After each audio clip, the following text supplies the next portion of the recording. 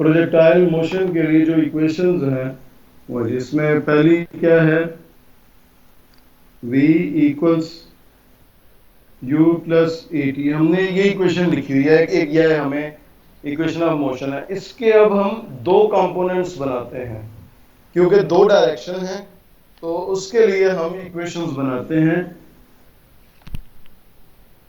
देखें जी, अगर हम इस पूरी इक्वेशन का x कंपोनेंट लें तो ये बन जाता है vx equals qx plus axt, ये इक्वेशन बन गई। कल हमने ax के बारे में क्या पढ़ा था कि ax की वैल्यू कितनी होती है थ्रू आउट द मोशन?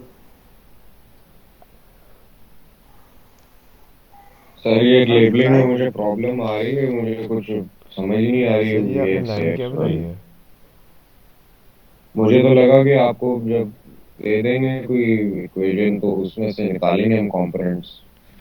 क्या थोड़ा सा ऊंचा बोलेंगे, आपकी आवाज कुछ क्लियर नहीं है। सर ax तो सेम रहता है। सर ये मुझे ये vx ux वाली मुझे नहीं समझ आ रही। आपको उससे ऊपर जो लिखी हुई है वो क्लियर हुई है, v is equal to u plus a t, sir वो तो क्लियर है। वो आती है। ठीक है, मैं दोबारा उधर से ही शुरू करता हूँ। देखें, जब हम टू डायमेंशनल मोशन पढ़ते हैं तो हमने ये मेंशन किया है उसमें कि ये दो डायरेक्शन की मोशन होती है। एक वो मोशन जब हॉरिजॉन्टली जा रहा होता है ऑब्जेक्ट, और एक वो मोशन होता है जो साथ साथ ही वर्टिकल मूवमेंट भी होती है उसकी। जब ऑब्जेक्ट को हम किसी एंगल पे प्रोजेक्ट करते हैं, जैसे आप फुटबॉल को किक लगाते हैं या बैट से बॉल को शॉट लगाते हैं, तो जो बॉल है वो दोनों डायरेक्शन में जा रहा होता है, एक हॉरिजॉन्टली जा रहा होता है, एक वर्टिकली मूव कर रहा होता है। तो जिस तरह से इक्वेशन ऑफ मोशन है v equal to u plus a t, हम इसके दो हिस्से बनाएंगे।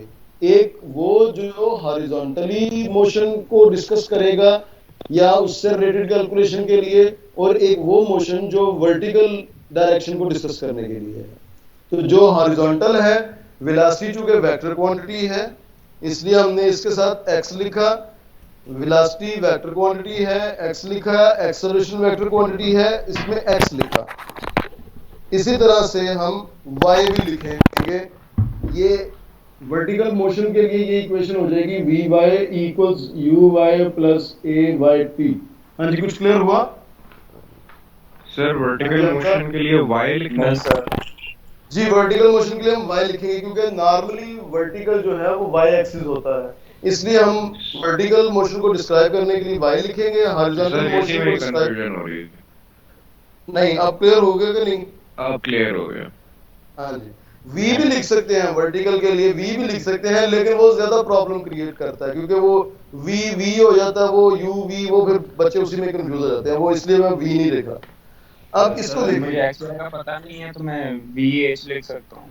नहीं नहीं, आप x ही लिखें। x horizontal, normally x horizontal axis होता है, y वर्टिकल एक्सिस होता है कन्वेंशनली, वो कोई फिक्स नहीं है लेकिन हाँ जी, ठीक है सर। जी जी, हाँ जी।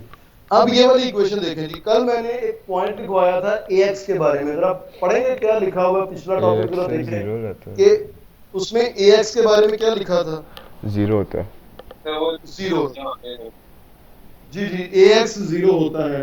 ax चूंकि 0 होता है इसलिए फिर ये इक्वेशन बन जाएगी vx is equal to ux। तो ये तो इक्वेशन यही खत्म होगी। अच्छा, तो ये तो हमने जी सर, ये v और u फाइनल वेलोसिटी और इनिशियल वेलोसिटी है। जी जी बिल्कुल, v जो है वो फाइनल होती है, u इनिशियल होती है। u पहले आता है, v बाद में आता है, u इनिशियल है, v फाइनल है। ठीक है सर। तो ये इक्वेशन तो खत्म हो गई भाई, इसलिए ये इक्वेशन यहाँ पे जिंदा रहेगी, वो इक्वेशन खत्म होगी। ये इक्वेशन जो है वो हम यूज करेंगे जब भी हमने देखना है कि 2 सेकंड के बाद या 3 सेकंड के बाद वेलोसिटी का y कंपोनेंट क्या होगा, हम इस इक्वेशन को यूज करेंगे। फर्ज करें हमने किसी क्वेश्चन में देखना है कि 2 सेकंड के बाद या 5 सेकंड के बाद जब ऑब्जेक्ट पहुंचा है ऊपर तो उसकी वेलोसिटी का y कंपोनेंट कितना होगा, तो ये इक्वेशन हम यूज करेंगे। ये मैं साथ इसकी डिस्क्रिप्शन लिख, ये तो खत्म होगी ना, क्योंकि हमने तो थ्योरी में भी पढ़ा है कि x कंपोनेंट सेम रहता है, तो इसको तो हम आगे फर्दर नहीं चलाएंगे। इसके साथ मैं लिख देता हूं कि this gives y component of velocity. This gives y component of velocity at time t. यहां से हमें y component of velocity मिल जाएगी. उसके बाद सेकंड इक्वेशन देखें जी, हमने सेकंड इक्वेशन पढ़ी थी ये वाली, s is equal to ut plus 1/2 at square, ये वाली इक्वेशन पढ़ी थी. तो इस इक्वेशन के दो हिस्से बनेंगे, ये वाला है. इसको देखें जी जरा, कंफ्यूजन है तो. इसके दो हिस्से बनेंगे जी. एक तो एस एक्स एक्स वाला, S x equals u x t plus 1/2. हाँ जी, हेलो. कुछ नहीं सर, ठीक है. इसी जिस तरह हमने इसका एक x लिखा था, इसी तरह यहाँ पे भी x लिखेंगे. S x is equal to u x t plus 1/2 a x t square. तो ये है एस वाई. जी मैं समझाता हूँ.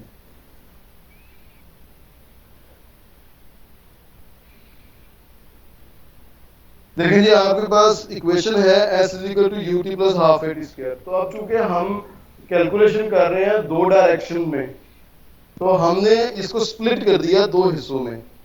इसकी थ्रू आउट इक्वेशन का x हमने लिख दिया, उसमें थ्रू आउट y लिख दिया. अब इसमें देखते हैं इक्वेशन आगे क्या चलती है. ax 0 होता है, इसलिए ये इक्वेशन बन जाएगी sx इक्वल्स uxt, ये बन जाएगी. और ये एज इट इज सारी इक्वेशन यूज होगी, ये वाली. हाँ जी, क्लियर हुआ?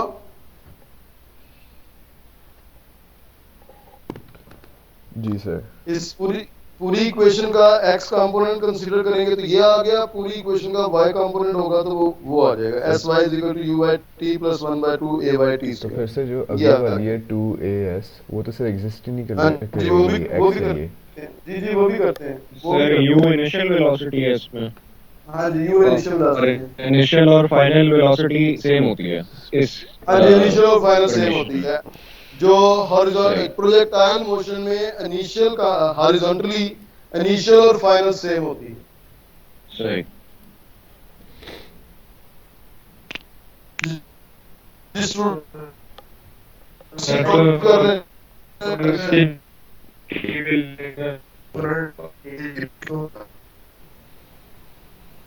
सर हमजा स्पीड का प्रॉब्लम है, वो साफ आवाज नहीं आ रही है. सर मैं पूछ रहा था एक्स कंपोनेंट में a 0 नहीं होता. कल हमने किया था ना कि x component of velocity through same रहता है. था.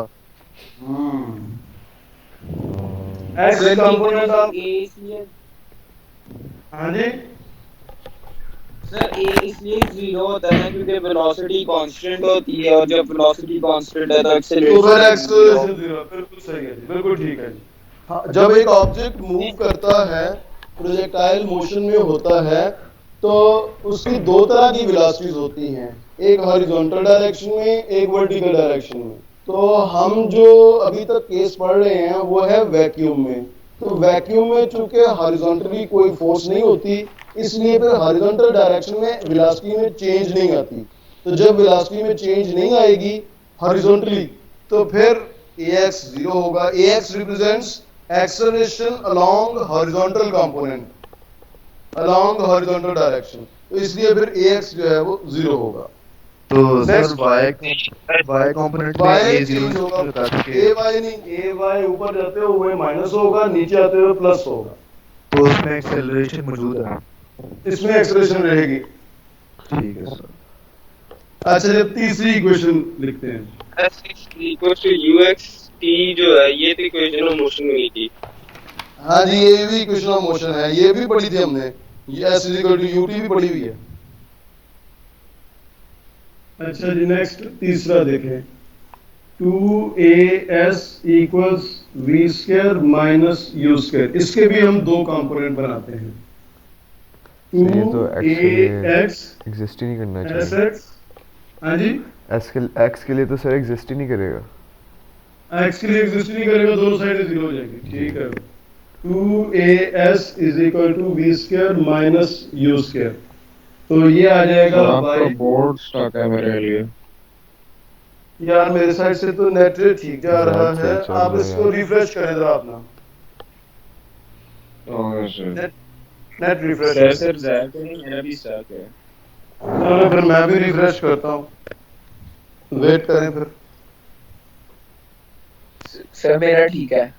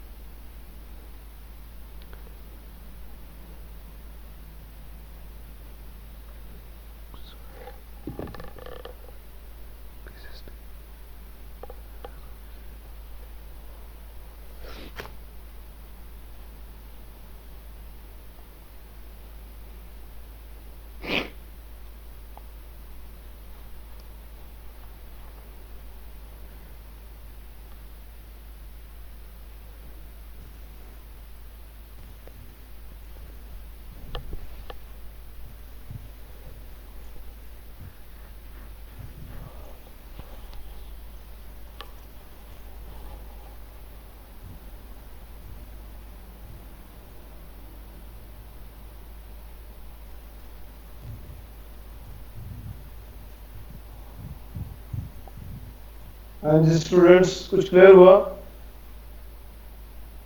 जी सर क्लियर हो गया। अच्छा जी, ये देखें, ये वाली इक्वेशन तो खत्म हो गई, ये जीरो, ये ये जीरो। जो पहली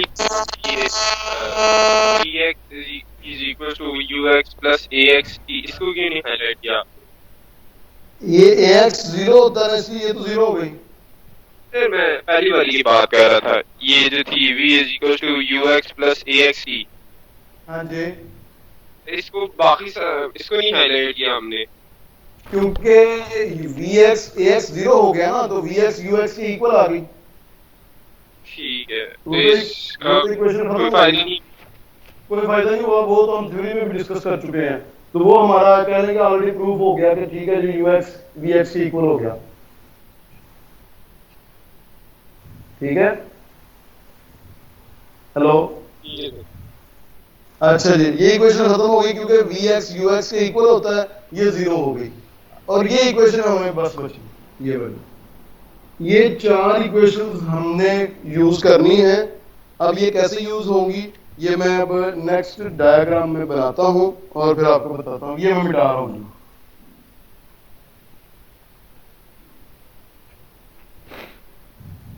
अच्छा जी, ये हमारे पास जो मोशन है वो ये है जी, ये सरफेस है, यहाँ पे हमने ऑब्जेक्ट को प्रोजेक्ट किया, ये आया। फर्ज करें ऑब्जेक्ट यहाँ पहुंचता है, ये तो इस जगह पे जो हाइट होगी ये वाली, उसको हम कहते हैं एस वाई। किसी भी जगह पे जो हाइट है वो एस वाई है, तो वो जिन इक्वेशन में एस वाई है वो हम उससे ये फाइंड करेंगे। ये वाला जो डिस्टेंस है किसी भी टाइम पे, ये वाला डिस्टेंस, इसको हम कहते हैं एस एक्स। तो वो जिस इक्वेशन में एस एक्स आ रहा है हम उससे फाइंड करेंगे। और यहाँ पे जो वेलोसिटी है इस जगह पे, वो वेलोसिटी है ये वाली वेलोसिटी v। इसके दो कंपोनेंट्स होंगे, एक ये कंपोनेंट और एक ये वाला कंपोनेंट। अगर आपको वी वाई फाइंड करना पड़े तो हम उसी फार्मूले से फाइंड करते हैं जो ऑलरेडी हमारे पास है। ये इसका एंगल है थीटा।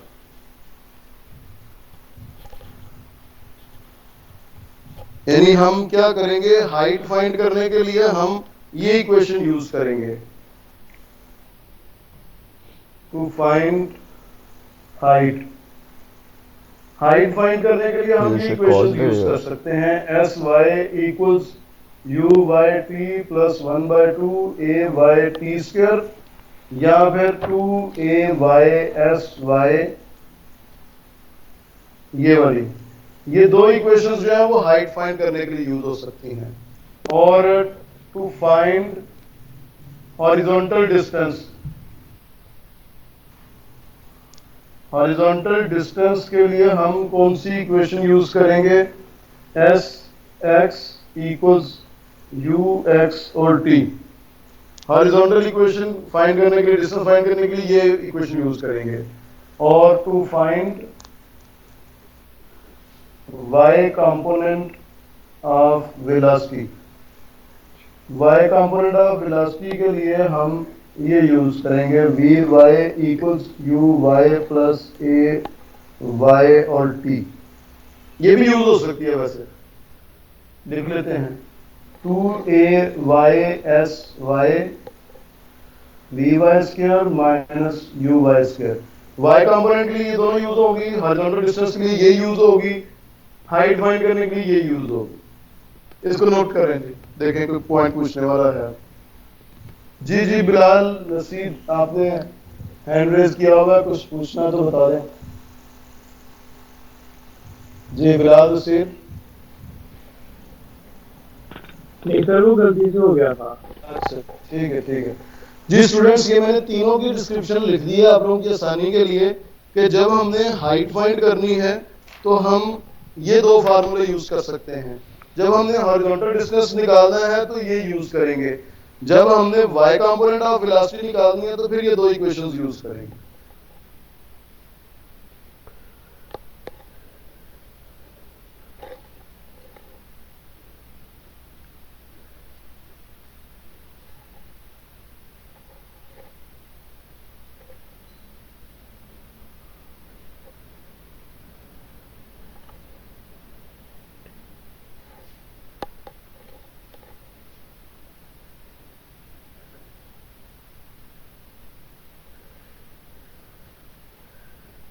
सर ये जो आपने टू फाइंड हाइट के नीचे दो इक्वेशन लिखी हैं, वो अल्टरनेटिव इक्वेशन है, मतलब एक इस्तेमाल कर सकते हैं दूसरी के आपने वो किया है, डिराइव किया है। अगर आपको वो अवेलेबिलिटी पे है ना, अगर टाइम अवेलेबल है तो ये यूज कर सकते हैं, अगर टाइम की बजाय वेलोसिटीज अवेलेबल हैं तो ये कर सकते हैं।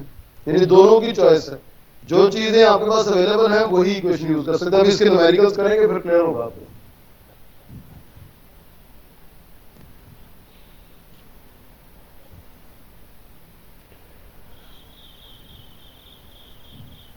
इसको नोट कर लें जी, फिर आगे चलते हैं।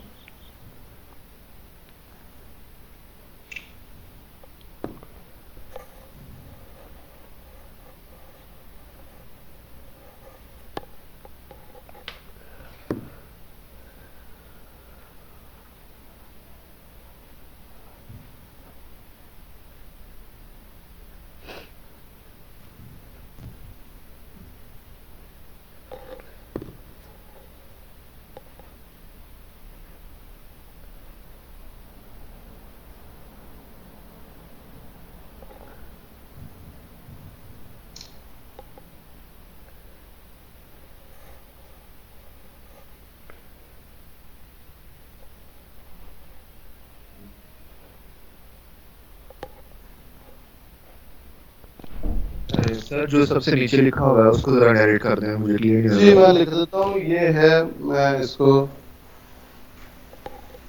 ये लिखी हुई है जी टू, मैं इधर लिख देता हूँ। तो यार वो जो ऊपर वाली राइट साइड वाली वही वाली है। यहाँ पे लिख देता हूँ ये 2a/y/sy equals vy square minus uy square.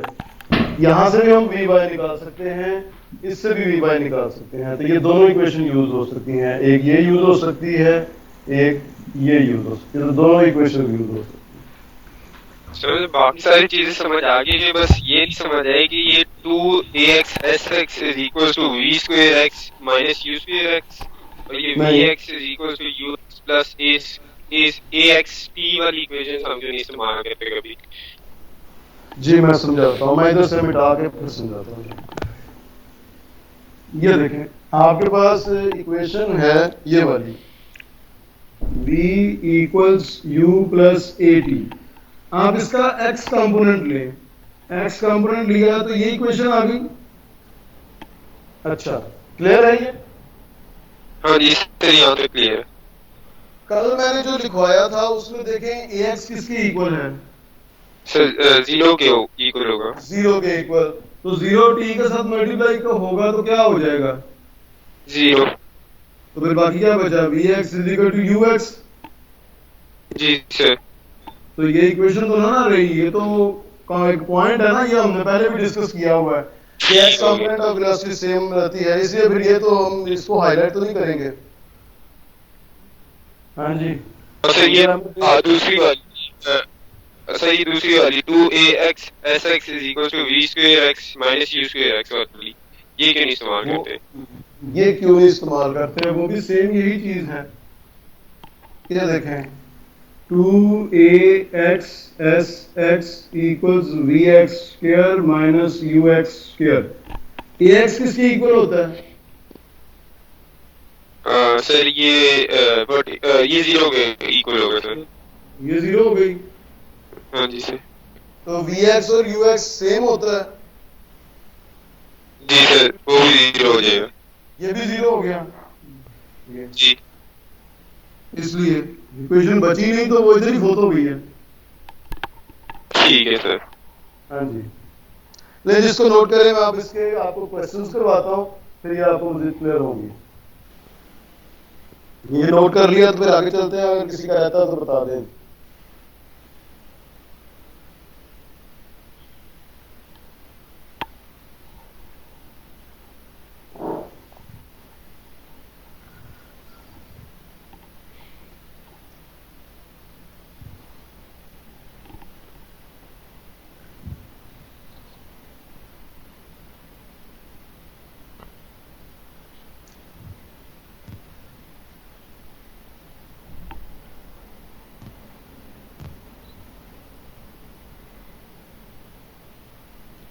जी स्टूडेंट्स, मिटा दो इसको।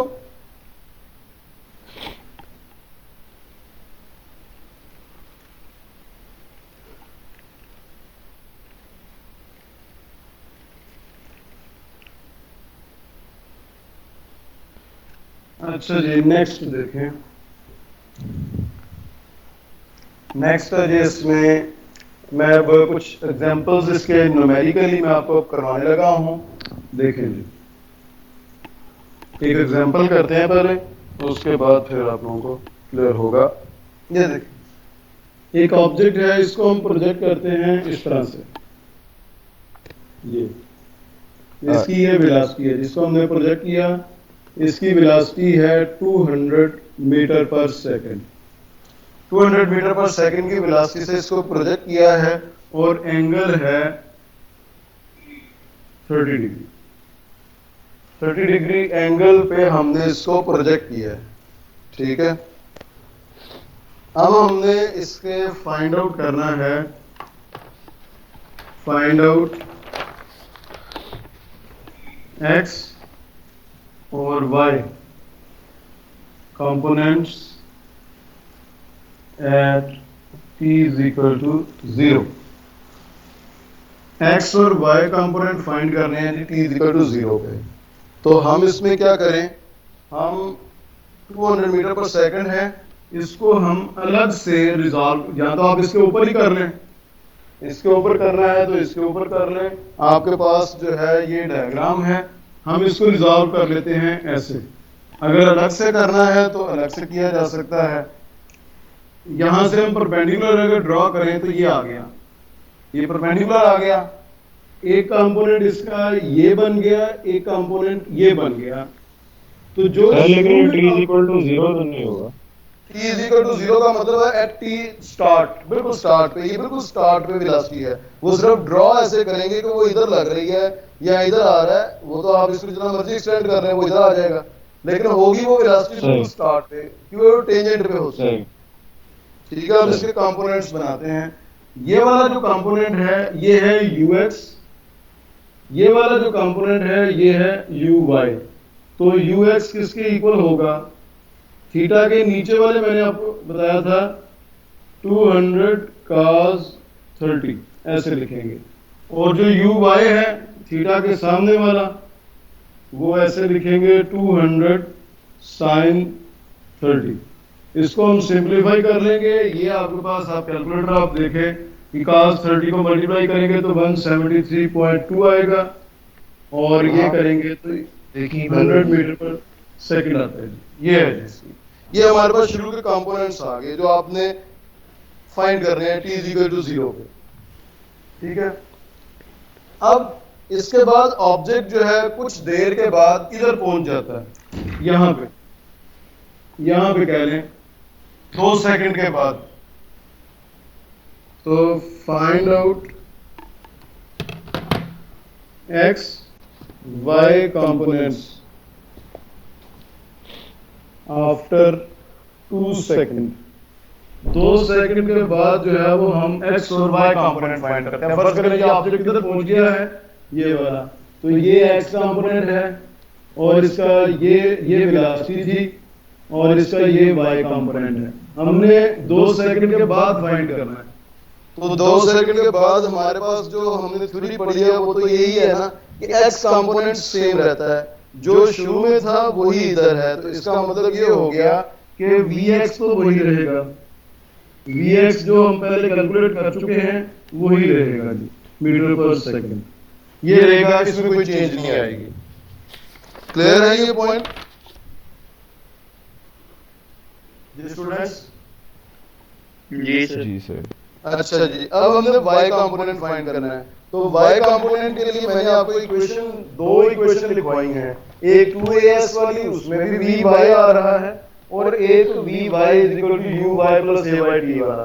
तो इसमें जो vy वाली है वो ज्यादा यूज होगी क्योंकि उसमें t है, vy = uy + a/t, ये वाली इक्वेशन यूज होगी क्योंकि इसमें टाइम है 2 सेकंड। तो uy कितना है, uy हम शुरू में कैलकुलेट कर चुके हैं 100, ये 100 आ जाएगा प्लस ऑब्जेक्ट ऊपर की तरफ जा रहा है, ये आएगा -9.81 × t 2 आ गया जी। ठीक है, इसको हम मल्टीप्लाई कर देंगे तो ये आपके पास कितना आ जाएगा 80.100 -19.62 कितना आता है ये 20.38 सर बनता है नहीं 80 पॉइंट हाँ 80 टोटल से 80.38 सर वो आप 80.38 मीटर पर सेकंड। इस तरह से हमने पाया। और आपने एक और डायग्राम मतलब कि बनाई थी, उसमें आपने स्टार्टिंग के जितने भी वेलोसिटीज थी वो v से रिप्रेजेंट की थी और एंडिंग की सारी u से। ऐसे ही करना है? जी जी बिल्कुल ऐसे ही करना है। ये u है, बाद वाली v हो गई ना, ये देखें u शुरू वाली है, v बाद में हो गई है। सही। तो ये u है, बाद वाली v हो गई है। मैं अभी इसके ऊपर रिप्रेजेंट कर देता हूँ। ये u है, अब ये vx है, ये vy है, ये v आ गया। हाँ जी क्लियर हुआ? जी सर। हमने 2 कंपोनेंट समझे किस चीज की? सर ये जो अभी आपने vx और vy ये नहीं समझ आई। देखें जी, हमने कल कहा था कि x component of velocity same रहती है, तो x component of velocity same हो गई। जो आपने ऊपर ग्राफ पे अभी ड्रॉ किए, ग्राफ नहीं है, ये डायग्राम है। सॉरी सर डायग्राम वही है ना, ये क्लियर है? आपने कल किया था? जी सर। हाँ जी, ये ux है, ये uy है, ये वेलोसिटी है ना, इसको हमने रिजॉल्व किया। मैं इधर कर देता हूँ, ये देखें। सर एक सवाल था कि ये जो ये वेलोसिटी होती है ये जो थी 200 ये 30 डिग्री में थी। हाँ जी। तो ये सर जब ऊपर जा रही होगी ये जो भी है बॉल और इसकी फिर ये ऊपर भी 30 डिग्री में रहेगी? नहीं, कम हो जाएगा, वो भी कैलकुलेट करना है, नेक्स्ट पार्ट में करते हैं। ये एंगल कम हो जाएगा क्योंकि यहाँ पे इस तरह से है, जब इधर आएगा तो ऐसे हो जाएगा, इधर आएगा तो 0 हो जाएगा एंगल। ये एंगल स्लोप कम होता जा रहा है, इधर आके 0 हो जाएगा।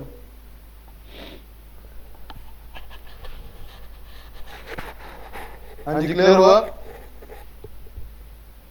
जी सर। सर फिर एंगल ऑफ डिप्रेशन भी निकालना होगा आगे जाके। नहीं, एंगल ऑफ डिप्रेशन का नाम, हाँ वो एंगल ही होता है, लेकिन उसका नाम हमारे इधर फिजिक्स में डिप्रेशन का नाम नहीं लेते, वो एंगल ही सिर्फ कहते हैं, एंगल विद हॉरिजॉन्टल। हाँ जी, वो निकाला जा सकता है, अभी करते हैं हम, एंगल ऑफ एलिवेशन और एंगल ऑफ डिप्रेशन, लेकिन उसका नाम नहीं होगा एंगल। हाँ जी सही। और सर ये जो ये सर ये हाँ जी। 400 भी चेंज हो जाएगा मतलब। हाँ जी, 200 वो भी करते हैं, नेक्स्ट पार्ट में वही है, 200 भी चेंज हो जाएगा। अब हमने Vx भी निकाल ली, Vy भी निकाल ली, ये भी आ गया, ये भी आ गया। अब हमने V फाइंड करनी है, मैं इसका तीसरा पार्ट लिखने लगा हूं। ये है जी calculate velocity after 2 second. 2 second के बाद इसकी वेलोसिटी निकालनी है। बेसिकली हम ये रिजल्टेंट वेलोसिटी निकालेंगे, तो वो पाइथागोरस थ्योरम से करेंगे।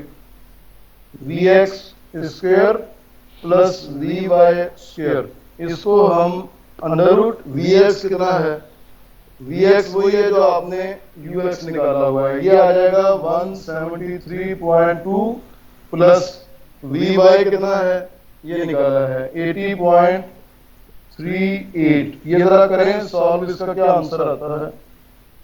जब लिखा होगा ना वेलोसिटी, इसका मतलब आपने कंबाइंड वेलोसिटी निकालनी है। तो अब इसकी जरा सॉल्व करें, कितनी आती है वेलोसिटी। ये आपने 173.2 में स्क्वायर ही लगाया है। हाँ जी लगा लें, ये स्क्वायर है। इसको सॉल्व करें जब,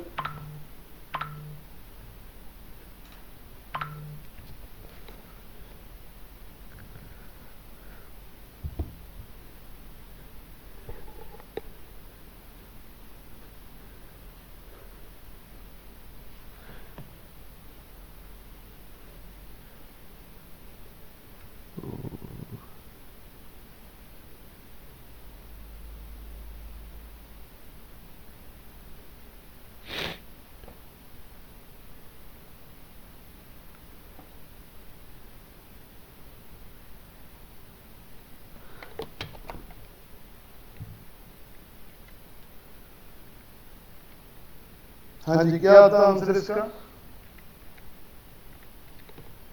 मेरा 190 सर 191 कर लें सर, 190.94 है।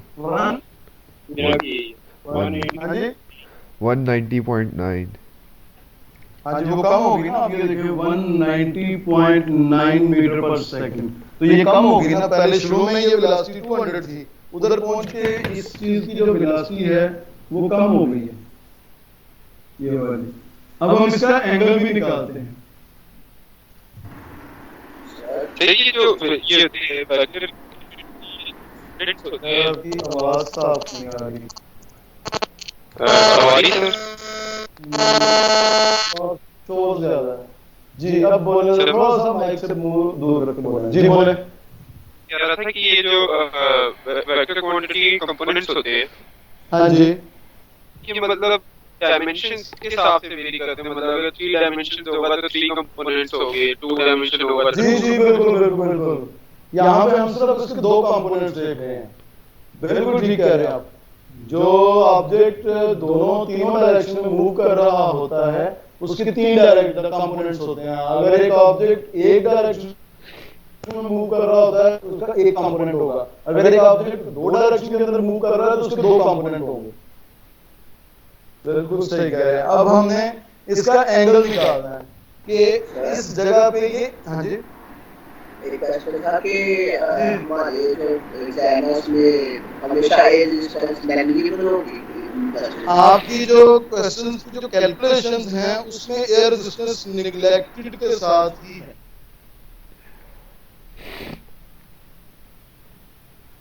हाँ जी और कुछ। अच्छा जी अब इसका एंगल निकालते हैं जी। आपने कैलकुलेट करना है, ये मैं ऊपर लिख रहा हूं, find out angle of velocity with horizontal. कैसे निकालेंगे एंगल, मैंने फार्मूला लिखवाया था, याद है। सर साइन जी, कॉस सर। टैन वाला ही कुछ जी करेंगे। हाँ जी, क्या फार्मूला था हमजा नोमान? सर ये हो जाएगा cos theta is equals to curly tan theta ब्राउन। Equals v y over v x. तो यहाँ से हम tan थीटा निकालेंगे, वी वाई कितना है ये हमने निकाला हुआ है 80.38 डिवाइडेड बाय वी एक्स कितना है 173.2। ये तो यहाँ से आप थीटा कैलकुलेट करें जरा क्या आता है, tan इनवर्स 80.38 डिवाइडेड बाय 173.2। ये आप इसका एंगल निकालें कितना आता है।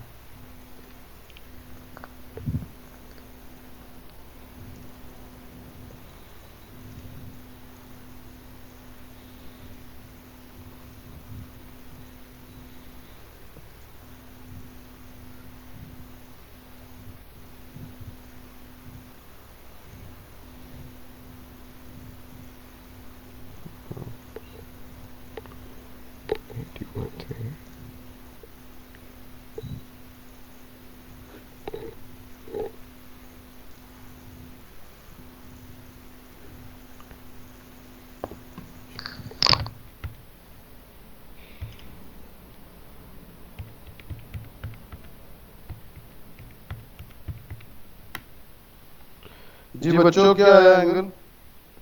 सर सर 25 24.89 25 4.89 तो एंगल कम हो गया ना, ये देखें ये आ जाएगा जी आपके पास 24.89 डिग्री। मेरा जमीन पे 24.87 आ रहा है।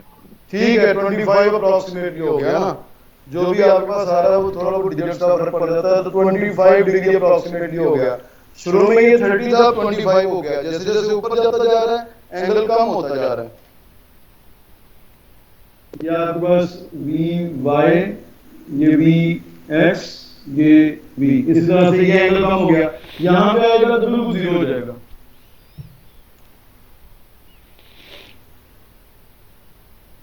हाँ जी क्लियर हुआ? इसको नोट कर लेंगे।